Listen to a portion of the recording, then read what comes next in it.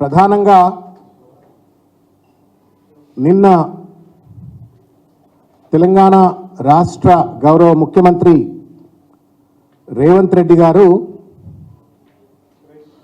ఒకటి నరేంద్ర మోడీ గారిని బడాబాయ్ అని చెప్పని గుజరాత్ మోడల్ను తెలంగాణలో అమలు చేస్తా అని చెప్పని ఏదైతే చెప్పినారో దాంతో పాటుగా మళ్ళా ఉద్యోగ నియామక పత్రాలు ఇస్తూ తన అబద్ధాలకు అంతు లేదన్నట్టుగా ఇష్టం వచ్చినట్లుగా అబద్ధాలాడి కేసీఆర్ గారి పైన గత ప్రభుత్వం పైన దుమ్మెత్తి పోసినటువంటి ఒక వైఖరిని నిరసిస్తూ ఈరోజు ఈ పత్రికా సమావేశాన్ని ఏర్పరచడమైంది. దీని ద్వారా ప్రజలందరికీ కూడా రేవంత్ రెడ్డి ఎంత ప్యాథలాజికల్ లయర్ అనేటువంటిది ప్రజలందరికీ తెలియజెప్పాలా అని చెప్పని ఒక ప్రయత్నం చేస్తూ ఉన్నాం. మిత్రులారా, 3 నెలల్లోనే 30,000 ఉద్యోగాలు రేవంత్ రెడ్డి ఇచ్చినా అని చెప్తా ఉన్నాడు. ఇది నమ్మశక్యంగా ఉందా? ఒక్కసారి తెలంగాణ సమాజం దయచేసి ఆలోచించాలా అని చెప్పని నేను కోరుతా ఉన్నాను. 3 నెలల్లో 30,000 ఉద్యోగాలు నేను ఇచ్చేసినానని చెప్పని నిర్లజ్జగా నిస్సిగ్గుగా అబద్ధాలు ఆడుతున్నటువంటి రేవంత్ రెడ్డి గారిని ఏమనాలో తెలంగాణ సమాజం దయచేసి చెప్పండి. ప్యాథలాజికల్ కంపల్సివ్ లయర్గా మారిపోయినారు రేవంత్ రెడ్డి గారు. ఎందుకంటే అబద్ధాల పునాదుల మీద కాకమ్మ కబుర్లు చెప్పి ఉన్నాయి లేనట్టు లేని ఉన్నట్టుగా గత ప్రభుత్వం పైన, ముఖ్యంగా కేసీఆర్ గారి పైన, కేటీఆర్ గారి పైన దుమ్మెత్తిపోసి అధికారంలోకి వచ్చిన తర్వాత కూడా కుక్కతో ఒక గుండ్రాయి కడితే కూడా చక్కగా కాదన్నట్టుగా అదే అబద్ధాల పునాదుల మీద ఇవాళ అధికారాన్ని చెలాయిస్తూ ప్రజల్ని మభ్యపెట్టాలనే ప్రయత్నం చేస్తూ ఉన్నారు. నేను రేవంత్ రెడ్డి గారిని సూటిగా ఒక ప్రశ్న అడగదలుచుకున్నా. మీరు గత ప్రభుత్వం ఇచ్చినటువంటి ఒక నోటిఫికేషన్లు, రిక్రూట్మెంట్ ప్రాసెస్ మధ్యలో ఉన్నటువంటి ఒక ఉద్యోగాలను కలుపుకొని 2 లక్షలు ఇస్తా అన్నారా? మీరు అధికారంలోకి వచ్చిన తర్వాత 2 లక్షల ఉద్యోగాలు సృష్టించి మీరు నిరుద్యోగులకు అందజేస్తా అన్నారా? దయచేసి దీనికి సమాధానం చెప్పండి. నాకే కాదు, ఈ రాష్ట్రంలో ఉన్నటువంటి ఒక మొత్తం యువకులకు, విద్యార్థులకు, నిరుద్యోగులకు అందరికీ అర్థమైంది. మీరు అధికారంలోకి రాగానే ప్రభుత్వంలో ఉన్నటువంటి 2 లక్షల ఉద్యోగాలను గుర్తిస్తాం, లేదు కొత్తవి సృష్టిస్తాం, మొత్తం 2 లక్షలకు సంబంధించినటువంటి ఒక నోటిఫికేషన్లు జారీ చేస్తామని చెప్పని మీ మేనిఫెస్టోలో పోస్టుల వారీగా క్యాలెండర్, జాబ్ క్యాలెండర్ అని చెప్పని దాంట్లో కూడా పెట్టినారు. అట్లా పెట్టినటువంటి ఒక మీరు ఇవాళ ఎందుకటికో సామెత ఉన్నది, ఏ దొడ్ల కడితేంది నా దొడ్ల ఇంత దాలదా అన్నట్టుగా ఇవాళ రేవంత్ రెడ్డి గారి యొక్క వ్యవహార శైలి ఉన్నది. కాళేశ్వరం 86 పిల్లర్లలో ఒక 2 పిల్లర్లు కుంగిపోతే దాన్ని రిపేర్ చేయకుండా దాన్ని పడావులో పెట్టాలనే కుట్ర చేస్తున్నటువంటి ఒక రేవంత్ రెడ్డి, ఇక చూసినవా కేసీఆర్ గారే ఈ పిల్లర్ల కుంగుబాటుకు బాధ్యుడు అని చెప్పని బట్టగాల్చి మీద వేస్తున్న రేవంత్ రెడ్డి గారు. మరి ఇవాళ మీరు ఏదైతే 30,000 ఉద్యోగాలు ఇచ్చినామో అని చెప్తా ఉన్నారో, ఈ ఉద్యోగాలకు సృష్టికర్త ఎవరు చెప్తారా? దీని బాధ్యత ఎవరిది? ఇది కేసీఆర్ కాదా అని చెప్పని ఇలా సూటిగా మేము ప్రశ్నిస్తూ ఉన్నాం. నేను తెలంగాణ సమాజానికి, ఎందుకంటే మెమరీ షార్ట్ అని చెప్పని ఒక అపనమ్మకంతో ఇవాళ రేవంత్ రెడ్డి ప్రజలను మభ్యపెట్టేటువంటి ఒక దుర్మార్గమైన ప్రయత్నం చేస్తూ ఉంటాం. ముఖ్యంగా నిరుద్యోగులకు ఇది నయవంచన. నువ్వు 2 లక్షల ఉద్యోగాలు ఇస్తా అని చెప్పని నమ్మబలికి ఓట్లు దండుకున్న తర్వాత ఇవాళ ఓడలు నొచ్చే ఓడమల్లయ్య, ఓడ దిగినక బోడమల్లయ్య అన్నట్టుగా ఇవాళ గత ప్రభుత్వం ఇచ్చినటువంటి ఒక నోటిఫికేషన్లు, గత ప్రభుత్వం ప్రారంభించిన రిక్రూట్మెంట్ ప్రాసెస్ను మీరు తూతూ మంత్రం లెక్క ఫైనల్గా ఆఫర్ లెటర్లు, అది కూడా ఒక పొలిటికల్ మీటింగ్ల లెక్క మీరు ఎల్బీ స్టేడియంలో పెట్టుకొని అక్కడ పెట్టుకొని ఇక్కడ పెట్టుకొని ఇష్టం వచ్చినట్టుగా మీరు రాజకీయ లబ్ధి పొందాలని ప్రయత్నం చేస్తూ ఉన్నారు. We have no problem. But when you lie, నువ్వు అబద్ధం ఆడితే మాత్రం తప్పనిసరిగా దాన్ని తిరగొడతాం, సమాజానికి తెలియజెప్తామనే ఒక విషయాన్ని నేను ఈ సందర్భంగా తెలియజేస్తా ఉన్నాను. స్టాఫ్ నర్స్ ఉద్యోగాలు నోటిఫికేషన్ వచ్చింది 20 డిసెంబర్ 2022 నాడు. ఫైనల్ ఎగ్జామ్ అయింది 2 ఆగస్ట్ 2023. ఫలితాల వెల్లడైంది 28 జనవరి 2024. ఈ స్టాఫ్ నర్స్ ఉద్యోగాలు కూడా నేనే ఇచ్చిన, నేను ఇవ్వాలనుకున్నటువంటి ఒక 2 లక్షల ఉద్యోగాల్లో కూడా ఈ స్టాఫ్ నర్సులు అయిపోయినాయి అని చెప్పని ఇవాళ కత్తెర పెట్టే ప్రయత్నం చేస్తూ ఉన్నారు రేవంత్ రెడ్డి గారు. నువ్వు తెలివికల్లోనివైతే నిజంగానే నీ దగ్గర కనుక పెద్ద పటేలు అయితే సమర్థత ఉన్నట్టయితే నువ్వు ఉద్యోగాలు సృష్టించు. That is what is the promise that you made to the people of Telangana and particularly to the youth and unemployed of Telangana. నువ్వు ఉద్యోగాలు సృష్టించేది పోయి గత ప్రభుత్వం సృష్టించిన ఉద్యోగాలను నీ ఖాతాలో వేసుకొని నువ్వు ఇస్తానన్నటువంటి ఒక 2 లక్షల ఖాతాల్లోకి వెళ్ళి 30,000 ఉద్యోగాలు ఆల్రెడీ ఇచ్చేసినా అని చెప్తే ఇది నయవంచన కాదా రేవంత్ రెడ్డి గారు? ఇది మోసం కాదా రేవంత్ రెడ్డి గారు? ఓట్లకు వచ్చినప్పుడే ఒక మాట మాట్లాడుతీవి, ఓట్లు అయిపోయి గద్దెకెక్కినాక ఇంకో మాట మాట్లాడటం న్యాయమా రేవంత్ రెడ్డి గారు అని చెప్పని వాళ్ళు నేను ప్రశ్నిస్తూ ఉన్నాను. సింగరేణి ఉద్యోగాలకు సంబంధించి నోటిఫికేషన్ వచ్చింది 17 జూను 2022. తుది పరీక్ష అయింది 4 సెప్టెంబర్ 2022. ఫైనల్ లిస్ట్ విడుదలైంది 10 September 2022. Offer letters were given after this government came. ఇది కూడా గత ప్రభుత్వమే, కేసీఆర్ గారి ప్రభుత్వమే. Police constables recruitment notification 25 April 2022. Prelims exam అయింది 28 ఆగస్ట్ 2022. తర్వాత మెయిన్స్ పరీక్ష అయింది 30 ఏప్రిల్ 2023. ఫైనల్ లిస్ట్ విడుదలైంది 5 అక్టోబర్ 2023. దాని ఆఫర్ లెటర్స్ ఇచ్చి అది కూడా మీ ఖాతాలో వేసుకునేటువంటి ఒక సిగ్గు శరం లేనటువంటి ఒక ప్రయత్నం ఇవాళ రేవంత్ రెడ్డి గారు చేస్తూ ఉన్నారు, మీ ప్రభుత్వం చేస్తూ ఉంది. ఇది దుర్మార్గం. మీకు సిగ్గు లేకపోతే మాకేం బాధ లేదు, కానీ మీరు మోసం చేస్తూ ఉన్నారు. ఈ మోసాన్ని తప్పనిసరిగా నిరుద్యోగులకు తెలియజెప్పవలసిన ఒక బాధ్యత ప్రధాన ప్రతిపక్షంగా మా పైన ఉంది. కాబట్టి మేము ఇవాళ ప్రజలను, నిరుద్యోగులను ముఖ్యంగా గుర్తించమని చెప్పి కోరుతా ఉన్నాను. నీకు దమ్ముంటే, నీకు నిజంగానే సమర్థత ఉంటే, నువ్వు అన్న మాటలో కనుక విశ్వసనీయత ఉన్నట్టయితే రేవంత్ రెడ్డి గారు మీరు వెంటనే ఆ 2 లక్షల ఉద్యోగాలు ఎక్కడైతే మీరు సృష్టిస్తా అన్నారో, ఖాళీలను గుర్తిస్తా అన్నారో వాటికి సంబంధించి ఒక వైట్ పేపర్ డిక్లేర్ చేయండి. కానీ ఇట్లా మీరు ఏ దొడ్ల కడితేంది, నా దొడ్ల ఇంత సరిపోతుంది అనేటువంటి ఒక చిల్లర రాజకీయం చేస్తూ ఇవాళ నిరుద్యోగులను, యువకులను నయవంచనకు గురి చేస్తా అంటే మాత్రం అంతకంటే మోసం ఇంకోట్లేదు. ఆ 4 పదవులు కూడా కొట్టంగానే మీకు ఉద్యోగాలు వస్తున్నాయని చెప్పని చిల్లర మల్లరగా మాట్లాడే రేవంత్ రెడ్డి గారు 1,60,000 పైచిల్కు ఉద్యోగాలు గత ప్రభుత్వంలో నింపింది. ప్రభుత్వ ఉద్యోగాలను భర్తీ చేసింది. దాదాపు 22 లక్షల ఉద్యోగాలు టీఎస్ ఐపాస్ ద్వారా కావచ్చు, పారిశ్రామీకరణ వల్ల ఉద్యోగాలు కల్పించింది. నువ్వెన్ని చేస్తావో చెప్పవయా? ఊకే దుమ్మెత్తి పోసలేదు, నాకు అర్థం కాదు. పాడిందే పాట పాసపండ్ల అన్నట్టు ఎవరో నువ్వు ఇవాళ అధికారంలో కూర్చున్న తర్వాత కూడా ఎన్నికల ముందు మాట్లాడినట్టుగా కేసీఆర్ గారి పైన దుమ్మెత్తిపోయాలా, గత ప్రభుత్వం మీద దుమ్మెత్తిపోయాలా? నువ్వేం చేస్తావో చెప్పు, నువ్వు ఏ రకంగా ఉద్యోగాలు కల్పిస్తావో చెప్పు, ఎక్కడెక్కడ ఖాళీలు కల్పిస్తావో చెప్పు. అది చెప్పకుండా ఇంకా కూడా బట్టగాల్చి మీద వేసి కాలయాపన చేయాలా, పబ్బం గడుపుకోవాలని ఒక చిల్లర ప్రయత్నం చేస్తూ ఉన్నారు.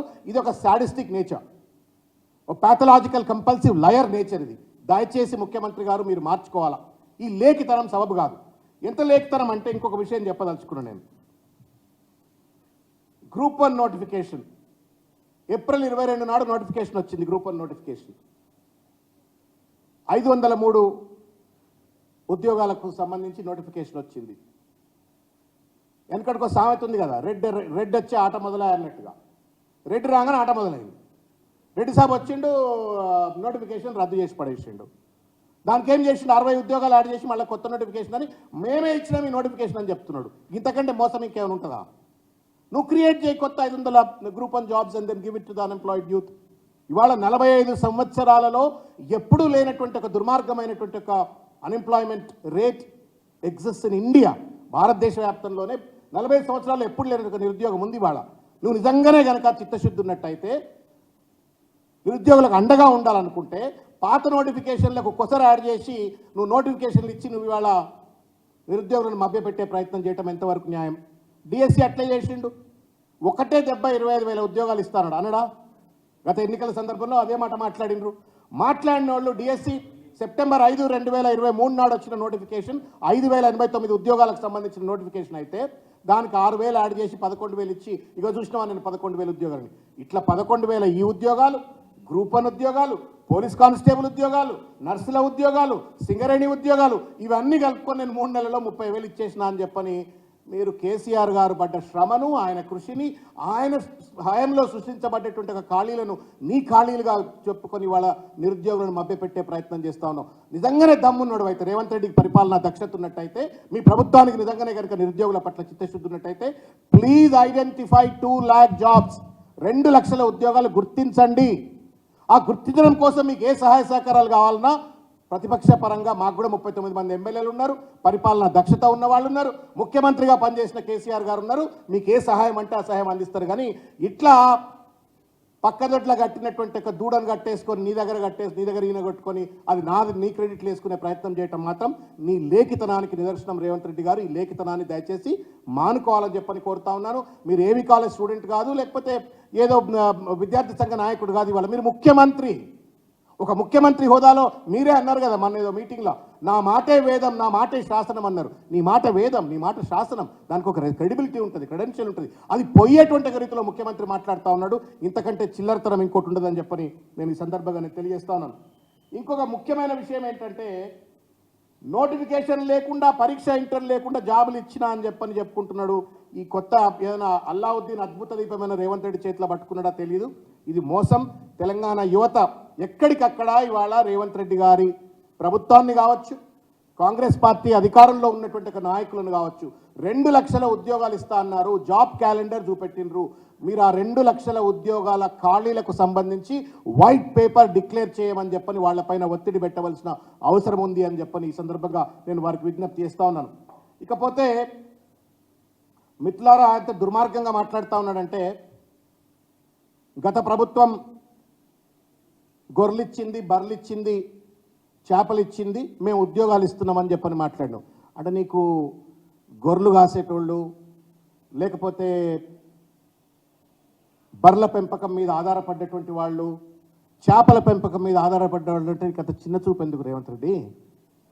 ఇది ఆధిపత్య అప్పర్ క్లాస్ ఫ్యూడలిజం. ఇది మెడకాయ మీద తలకాయ ఉన్నటువంటి వాళ్ళు, అధికారంలో ఉన్నటువంటి వాళ్ళు ఎవరు కూడా మాట్లాడినటువంటి ఒక మాట. ఎందుకు ఈ మాట అంటా ఉన్నానంటే, ఇది బీసీ డిక్లరేషన్, కాంగ్రెస్ పార్టీ ఇచ్చినటువంటి ఒక బీసీ డిక్లరేషన్. ఇది దీంట్లో అధికారంలోకి వచ్చిన 100 రోజుల్లోనే 2వ దశ గొర్రెల పంపిణీ. మరి కేసీఆర్ గారు ప్రపంచంలో, భారతదేశంలో ఎక్కడా లేనటువంటి ఒక అద్భుతమైన రీతిలో గొర్రెల పంపిణీ పథకం పెట్టి మొత్తం ఎకానమీని ట్రాన్స్ఫార్మ్ చేసినట్టయితే అది తప్పు అని చెప్తూ నీ డిక్లరేషన్లో పెట్టుకొని మళ్ళా కనీస ఇంగితం లేకుండా, విఘ్నత లేకుండా ఇవాళ గొర్రెలు ఇచ్చిండ్రు, బర్రెలు ఇచ్చిండ్రు, ఉద్యోగాలు ఇవ్వలేదు అని చెప్పని మాట్లాడుతూ ఉన్నావు. చేపలు, నేను ఒక విషయం చెప్పదలుచుకున్నా రేవంత్ రెడ్డి గారికి.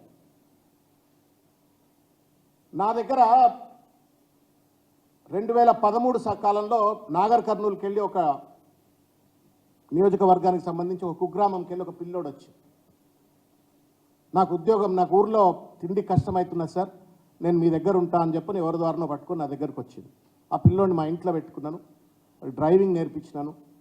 5-6 ఏళ్ళు నా దగ్గర పనిచేసిండు. 13 నుండి దాదాపు 2020 వరకు పనిచేసిండు. సడన్గా 2020లో ఒకరోజు వచ్చి, మాకు ఎకరం భూమి ఉన్నా కానీ ఇన్ని రోజులు మేము ఏం చేసుకోలేకపోయినాం సార్, కానీ ఇప్పుడు నేను ఊరికి పోదలుచుకున్నా అన్నాడు. ఎందుకు పోతావా ఊరికి అన్న అంటే, కేసీఆర్ గారి పుణ్యమా అని చెప్పని మా ఊర్లో చెరువులో మొత్తం నీళ్ళు వచ్చేసినాయి. మా పంట పొలాలకు మహబూబ్నగర్లో అంత ఎండిపోయినటువంటి ఒక భూములకు కూడా నీళ్ళు వచ్చేసినాయి. నేను ఊరికి పోయి వ్యవసాయం చేసుకుంటా, ఆ చెరువులో చేపలు పట్టుకుంటాం, మేము 4-5 కలిసి సంఘం పెట్టుకుంటున్నాం అని చెప్పని గౌరవంగా, ఆత్మగౌరవంతో చేపలు పట్టుకోవడం కోసం అని చెప్పని ఆ పిల్లోడికి కొంత డబ్బు సాయం చేసి, నువ్వు పోరా పోయి నీ నువ్వు బతుకుపో, మంచిగా బతుకుతావు అని చెప్పని వెనకకి పోయాడు. This is the reverse migration that he's happened. నీ సొమ్మేం పోయిందా? నువ్వంటే పెద్ద పెద్ద కార్లలో తిరగొచ్చు, బంగ్లాలో తిరగొచ్చు, ఆధిపత్య వర్గాలకు చెందినోడు కాబట్టి నువ్వేమైనా చేసుకో భయ్, నేను చేపలు పట్టుకొనే బతుకుతాం, తప్పేంది? వాడు కూడా చదువుకున్నాడు, చేపలు పట్టుకొని బతుకుతాము. Do you know Revanth Reddy, milk economy అంటాం మనం, వైట్ రెవల్యూషన్ అంటాము. చిత్తూరు జిల్లాలో బంగారుపాలెం ఏషియాలో #1 మిల్క్ ప్రొడ్యూసర్. కేసీఆర్ గారు కూడా కలలు కన్నది అదే. ఒకవేళ కనుక ఒక రైతుకు ఒక బర్రె ఇచ్చినట్టయితే ఆ రైతు ఎవరి దగ్గర నుండి అప్పు తీసుకోకుండా ఆత్మగౌరవంతో పాలమ్ముకొని బతకొచ్చు అని చెప్పని. ఇవాళ మిల్క్ స్కేర్సిటీ ఉన్నది in this country. Somebody is contributing to the development of the state by producing milk and also producing the wealth. అది తప్పెట్లయితుంది రేవంత్ రెడ్డి? నువ్వేవో గొర్రెలు ఇస్తా అంటే తప్పు ఉండదు. కేసీఆర్ గారు గొర్రెలు, బర్రెలు, చేపలు ఇచ్చిందని చెప్పని దుమ్మెత్తి పోసే చిల్లర ప్రయత్నం చేస్తే తప్పు. ఇవాళ చేపల పెంపకం గురించి రేవంత్ రెడ్డికి గుర్తుందో లేదో నేను గుర్తు చేయదలుచుకున్నా. శ్రీకాకుళం జిల్లా ఏషియాలో #1 ప్రాన్ ప్రొడక్షన్. చేపల పెంపకం ఏదో తప్పైనట్టుగా మాట్లాడుతూ ఉన్నాడు రేవంత్ రెడ్డి. వాళ్ళు సంపద సృష్టిస్తూ ఉన్నారు, గొర్రెల కాసిన సంపద సృష్టిస్తూ ఉన్నారు, పాలు అమ్మి సంపద సృష్టిస్తూ ఉన్నారు, చేపల పెంపకం ద్వారా సంపద సృష్టిస్తూ ఉన్నారు, జాతి అభివృద్ధికి ఉపయోగపడుతూ ఉన్నారు. ఈ పనికిరాని మాటలు మాట్లాడి మిమ్మల్ని మీరు అపహాస్యం చేసుకోవద్దు, ముఖ్యమంత్రి కుర్చీని అపహాస్యం చేయొద్దు అని చెప్పని వాళ్ళ రేవంత్ రెడ్డి గారికి నేను విజ్ఞప్తి చేస్తా ఉన్నాను. ఇకపోతే నిన్న రేవంత్ రెడ్డి గారు మోడీ బడే బాయ్, ఆయన చోటే బాయ్ అన్నట్టుగా తండ్రి లాంటి వయసు అనుకుంటా మోడీది, 70 సంవత్సరాలు దాటిపోయి ఉంటాయి కదా, తండ్రి లాంటి వెంటనే పట్టుకొని బడే బాయ్ అనేసిండు. అక్కడ మరి అదేమి సంబోధన నాకు తెలియదు కానీ బడే బాయ్ అనేసినాడు. బడే బాయ్ అనటము ఈ మోడీ గారికి రేవంత్ రెడ్డి గారికి ఉన్న జుగల్బందీ ఏంది? రాహుల్ గాంధీ ఏమో మోడీని గద్దెదించాలనే ప్రయత్నం చేస్తూ ఉన్నాడు దేశవ్యాప్తంగా పాదయాత్రలు చేస్తూ. రేవంత్ రెడ్డి ఏమో హమారే బడే బాయ్ మోడీ అని చెప్పని ఇక్కడ పొగిడేటువంటి ఒక ప్రయత్నం చేస్తూ ఉన్నాడు. దీన్ని ఎట్లా అర్థం చేసుకోవాలా అని చెప్పని వాళ్ళ తెలంగాణ సమాజానికి నేను విజ్ఞప్తి చేస్తూ ఉన్నాను. రేవంత్ రెడ్డి గారు కాడెత్తేసిండి వాళ్ళ రాహుల్ గాంధీ, సోనియా గాంధీ, ఖర్గే గారికి ఏమో లాస్ట్ టైం 4 గెలిచినాం, మళ్ళీ అధికారంలోకి వచ్చినాం కాబట్టి ఇంకొకటి 2 ఏమైనా ఎక్కువ గెలుస్తామేమో, పార్లమెంట్ సీట్లు పెరుగుతాయేమో అనుకుంటే రేవంత్ రెడ్డి ముఖ్యమంత్రి గారుగా ఉండి ఇవాళ నీ సహాయ సహకారాలు కావాలా, నీ ఆశీర్వాదం కావాలా అంటే చెప్పకనే ఒక మాట చెప్పిండు రేవంత్ రెడ్డి గారు. ఏంటంటే 4 రోజులు అయితే అధికారం దిగిపోవాలి కదా మోడీ గారు. As per Rahul Gandhi, as per Kharge, as per India కూటమి ఏదైతే కట్టిండ్రో ఆ ఇండియా కూటమి ప్రకారం లెక్కల ప్రకారంగా రేవంత్ రెడ్డి, నరేంద్ర మోడీ గద్దె దిగాల. గద్దె దిగాల్సిన వాడిని రేవంత్ రెడ్డి గారు సహాయ సహకారాలు అడుగుతున్నట్టు ఏమన్నట్టు దాని అర్థం?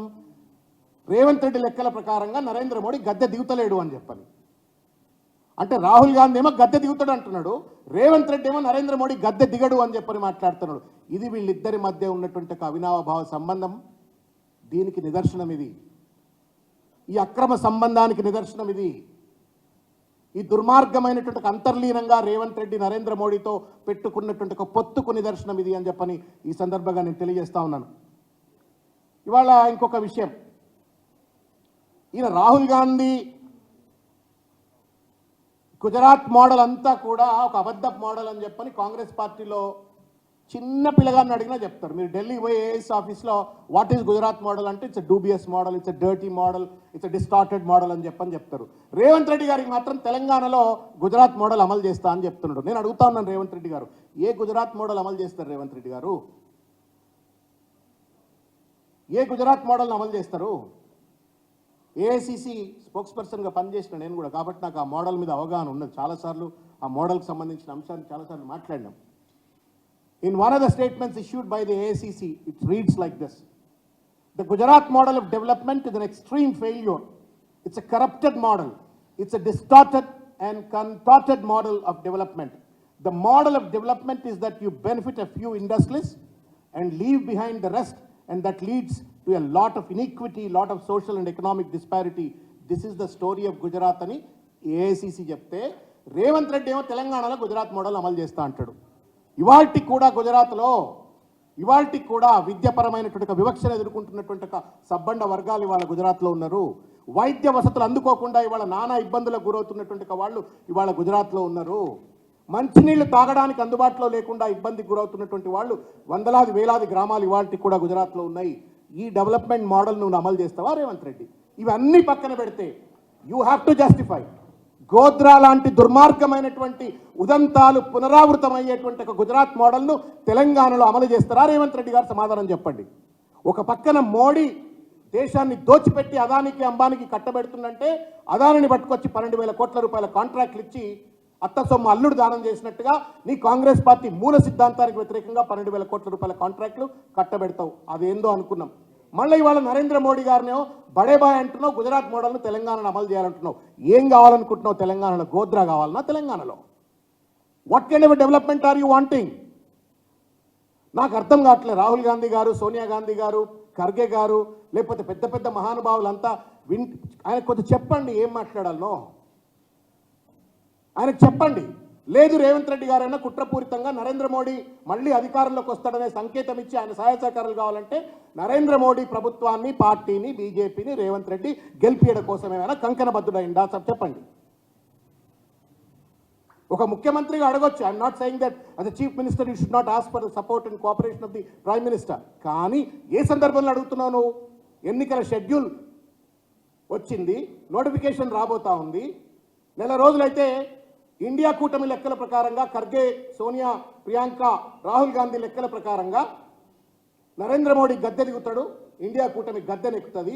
ఈ సందర్భంలో నరేంద్ర మోడీ గద్దెనెక్కుతా సహాయక సహకారాలు అడుగుతున్నావంటే దాని ఉద్దేశం ఏంటంటే నరేంద్ర మోడీ మూడోసారి ప్రధానమంత్రి అవుతాడు, నేను ప్రధానమంత్రి అవుతాను, నీకు సాయం చేస్తా, నువ్వు నాకు మళ్ళీ సాయం చేయ, ఎందుకంటే నాకు ఇంకొక 4.5 ఏళ్ళు టైం ఉన్నది కాబట్టి అని చెప్పని. ఈ వంచన, ఈ మోసం తప్పనిసరిగా తెలంగాణ సమాజం నిలదీయాలా, ప్రశ్నించాలా అని చెప్పని. खास तौर से मेरे माइनॉरिटी भाई लोग जो लोग भरोसा करके जो वोट डाले हैं, ये कैसा गुजरात मॉडल तेलंगाना में लागू करना चाहता है, आप रेवंत रेड्डी से पूछना या तो कांग्रेस पार्टी के एमएलए से और मंत्रियों से पूछने की जरूरत है। एक भरोसे से आप लोग वोट दिए हैं, उन्हें बोल रहा है आज गुजरात की मॉडल अमल करता हूं तेलंगाना में, गुजरात की तरक्की यहां पे लाना चाहता है। రేవంత్ రెడ్డి గారు దయచేసి మీకు విజ్ఞప్తి చేస్తా ఉన్నాం, మీరు ముఖ్యమంత్రి, ఈ అబద్ధాల పునాదుల మీద రాజకీయం చేసినాం, అధికారంలోకి వచ్చినారు, రాజకీయం చేసినారు, మీరు అధికారంలోకి వచ్చినారు, ఉన్నాయి లేనట్టు ఏదో చెప్పినారు, మిమ్మల్ని నమ్మిండ్రు, ప్రజలు ఓట్లేసిండ్రు. ఇప్పుడు విజ్ఞతతో ఉండండి, లేఖితనాన్ని మానుకోండి, పనికిరాని చిల్లర మల్లర మాటలు మాట్లాడేటువంటి ఒక రాజకీయాలు బంద్ చేసి ప్రజలకు ఉపయోగపడేటువంటి వి ఎస్పైర్. నువ్వు ఇస్తా అన్న 2 లక్షల ఉద్యోగాలు ఇవ్వాలా, ఎందుకంటే గతంలో 1,60,000 ప్రభుత్వ ఉద్యోగాలు ఇచ్చిన వాళ్ళం, 22 లక్షల ప్రైవేట్ ఉద్యోగాలు సృష్టించిన వాళ్ళుగా ఇంకా కూడా సమస్య ఉంది కాబట్టి ఆ సమస్యను నివృత్తి చేయడం కోసం 2 లక్షల ప్రభుత్వ ఉద్యోగాలు ఇవ్వు, ప్రైవేట్ సెక్టర్లో ఎన్ని ఉద్యోగాలు ఇస్తావో చెప్పు, కానీ అబద్ధాలు చేసి ఇట్లా మోసం చేసే ప్రయత్నం చేయొద్దు రేవంత్ రెడ్డి గారు అని చెప్పి విజ్ఞప్తి చేస్తా ఉన్నాను. Thank you.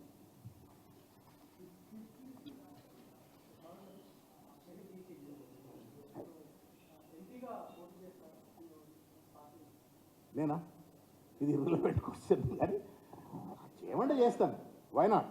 నేను I always aspire to contest. Party మా నాయకుడి చేతిలో ఆయుధాలం, మేము వారు ఎట్లా వాడుకుంటే అట్లా, వారు ఏం చెప్తే అది చేస్తామంటే.